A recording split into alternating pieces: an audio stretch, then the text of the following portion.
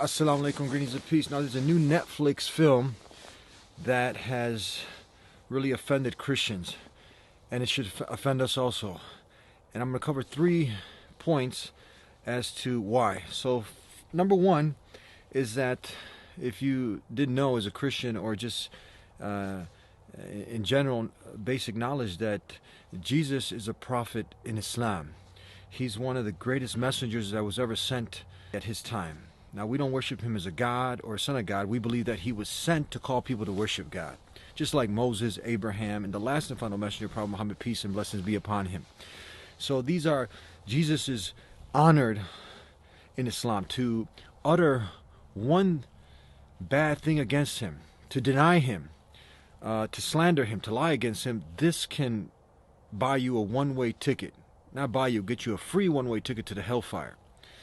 So there's also a whole chapter named after his blessed mother in the Quran, which many Christians don't know about.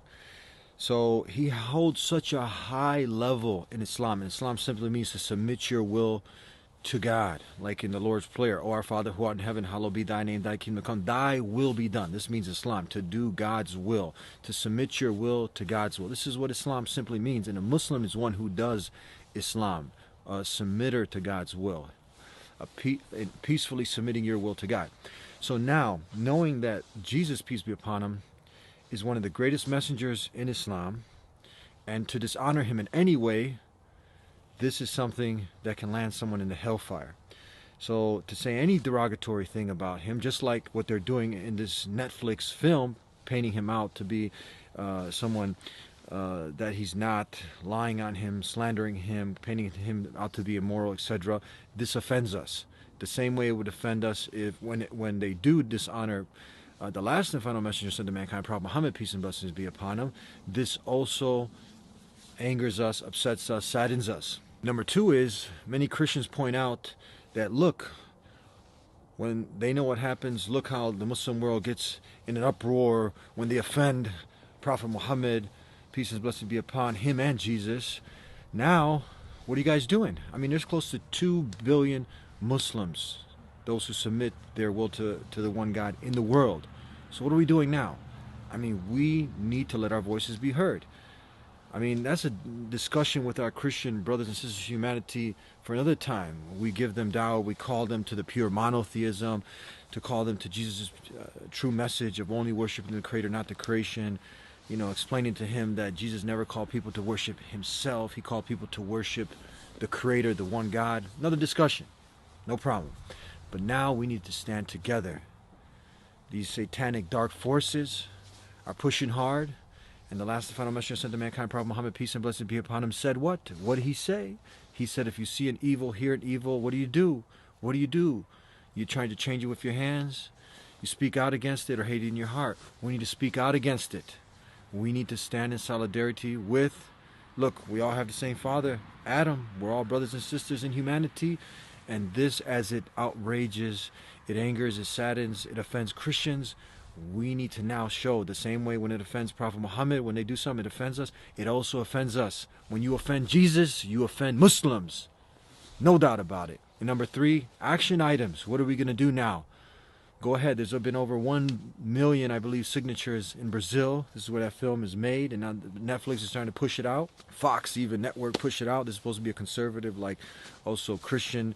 You know, people should also think, the Christians, look what your Fox is doing to you. Many of some of these extremists, radicals, think, you know, and they try to divide Christians and Muslims, have us fighting each other and whatnot. Look, you have your belief, we have ours, we ain't going nowhere, you're not going there, we need to work together. And this is a great example of us now coming to work together to try to push back against these evil satanic forces who are not only offending you as Christians, we also have a claim to Jesus, peace be upon him, as he's mentioned more times in the Quran than Prophet Muhammad. There's even a chapter named after his blessed mother, and I've discussed in point number 1. So the action items, I believe that every Muslim leader now, this is a great opportunity to let the world know, great opportunity for dawah, to put a statement out, to tweet something, post something, and let it be known that we also, when you offend Jesus Isa alayhi salam, peace be upon him, you also offend Muslims. Because Muslims, we love Jesus. You cannot be a Muslim, one who has submitted his or her will to the Creator, to the one God, unless you believe, it's an article of faith, to believe in and love Jesus. So, again, the same way Christians are offended, Muslims, let the world know that we also, when you offend Jesus, when you offend Moses, when you offend Prophet Muhammad, peace and blessing be upon them all, they were all brothers in faith. They all brought Islam. They all called people to submit. They called humanity to submit their will to God. That's what Islam is. So when you offend any of these honored men, these great men, these messengers, you offend us too. You offend us too. So let's stand with our brothers in humanity and let our voices be heard. Assalamu alaikum. In the greetings of Jesus, in the greetings of the last and final messenger, Prophet Muhammad, peace and blessing be upon him, Moses and all these messengers, they all wished peace to the world, calling people to the purpose of life. And we wish nothing but the best for all of mankind. Peace be with you. Assalamu alaikum.